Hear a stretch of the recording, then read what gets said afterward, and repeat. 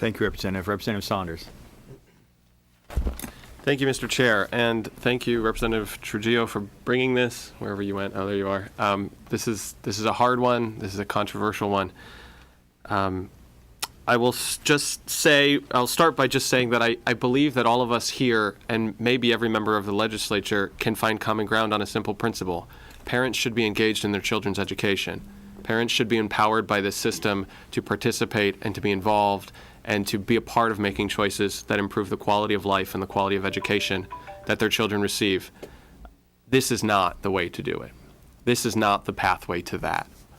I firmly believe that this bill opens the floodgates for private industry, not one specific charter management company, not Walmart, who may decide tomorrow that they want to get into the business of charter management companies, but an entire industry. It opens the floodgates for that industry to engage in a process that could privatize our schools.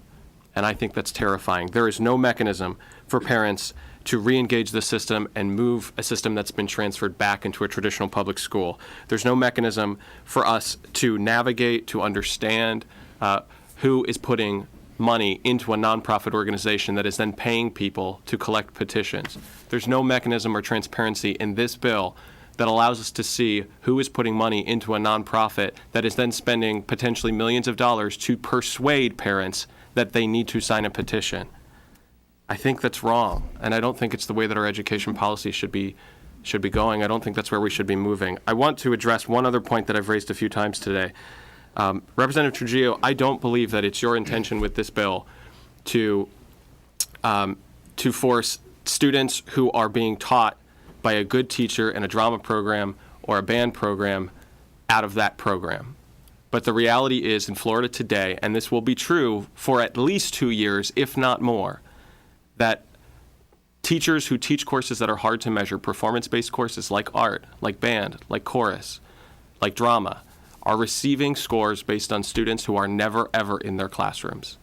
And the idea that a drama teacher who may be the only one in a school could receive a negative score and have every student in that program rejected from that program, any path back for that student to participate in that program, I think is wrong. And while you may not get me to support this bill today or through this entire process, I believe you when you say that that's not your intent.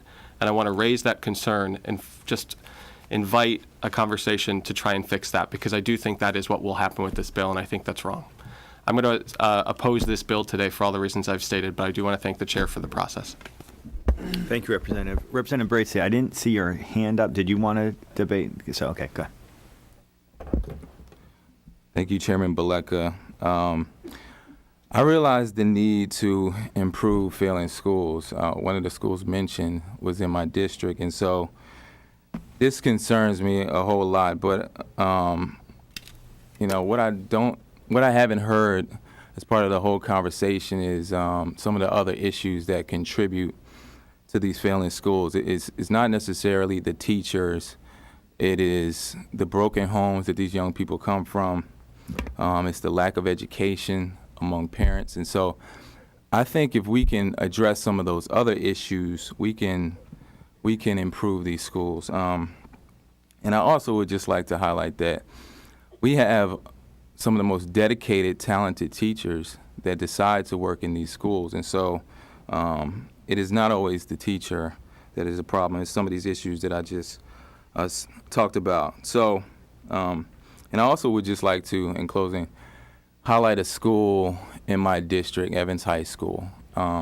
What they did was they tried to have a well-rounded approach to their F rating.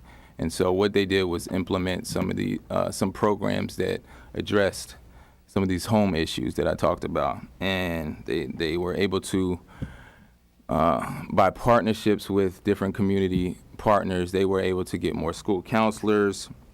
They created a wellness center that dealt with issues as far as students and parents getting medical attention. And these things really made a difference. And so they moved from an F to a C last year. And so I think there's other ways to help these failing schools. And so I will be voting no on this bill.